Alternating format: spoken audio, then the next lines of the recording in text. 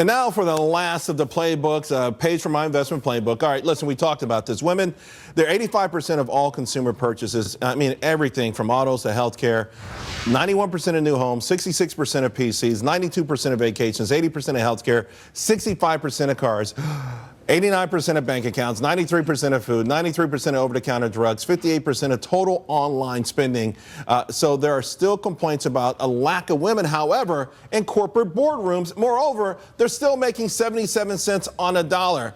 But there has been clear progress. So, Tracy, you know, to me, this is an area where, on one hand, I think we can say America has made amazing progress, particularly recently.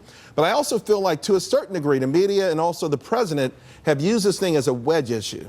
And listen, it sort of masks how far we've come, in my opinion.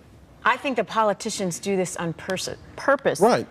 Debbie Wasserman Schultz recently said about Scott Walker that he's grabbing us by the hair and pulling us back. Who uses that language? You know, so she's creating the war on women. No one needs to talk that way, but she has to create this divide on purpose.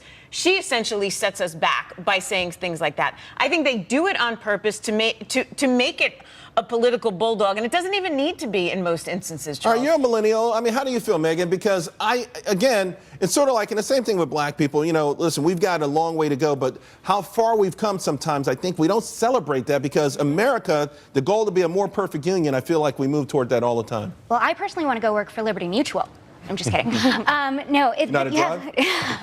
With 5% Fortune 500 CEOs being women, 2% of venture capital funding going to women-owned businesses. I thought it was much higher than that. I read that statistic this morning.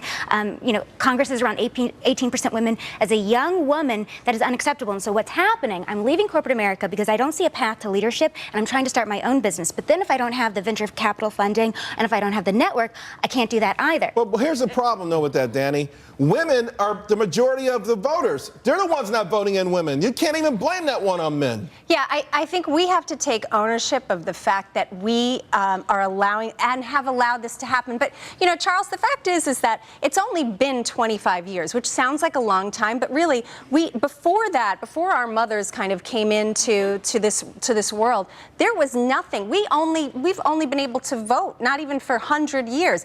Most countries don't even have what we have. So we're just in the baby stages of this entire revolution. You mentioned we've allowed them to. So you're saying, I speak as women, you say we have allowed this to happen. I don't think you've allowed it to happen. I think men and society as a whole have allowed women to evolve. I think you've really made such progress over the last few decades. But here's the thing. It is still a choice at the end of the day. A lot of women step out of the workforce, and this is still part of the problem. We then need to figure out how to prevent that from happening. And I chose not to have someone raise my kids. So I am therefore set back. And I'm perfectly happy with it. But you also live with a lot of regret, too, because you still sacrifice a lot of time with your kids. Oh, you can't win. You can't win. Go ahead, Heather. I think we need more media coverage, to be honest. I'm with you on that. I think the negative stereotypes of like, no, there needs to be more women there focusing on the negative is not necessarily the correct thing. Right. I think we need to focus on the positive. So having said that, one second, Megan, having said that, how about let's talk about women taking matters into their own hand? Because at the end of the day, I got to tell you something,